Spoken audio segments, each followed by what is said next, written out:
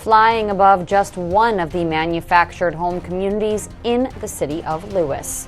Good evening. I'm Madeline Overturf. And I'm Charlie Sakaitis. Welcome to our News at 5. We begin tonight with potential changes to a debated ordinance for manufactured homes within the City of Lewes.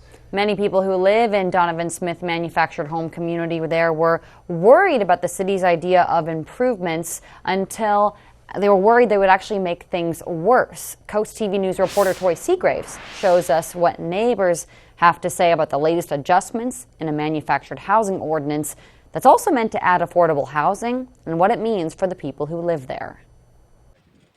James McCarty has lived in Donovan Smith for 8 years. He is glad to see the community's concerns about a lack of open space are being heard, especially when it comes to increasing the required separation distance of buildings from 16 to 20 feet apart. The more the better.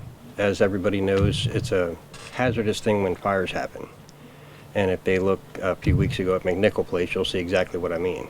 Another recommended change to the ordinance includes having 1.5 acres of open space in the park. Donovan Smith still has a portion of its open space blocked off. Neighbors hope that this change would give younger tenants more room to play. My mother was talking to me this the other day, but she'd prefer having more space over here for kids, for like some sort of park. This amendment would lessen the amount of new homes that can be added to the park in the future, even as the city aims to add more units that qualify as affordable housing. Something that McCarty doesn't mind, but says there also needs to be clarification on how the open space requirement is written. They want to give you an 1.5 acres of open space for the kids to play.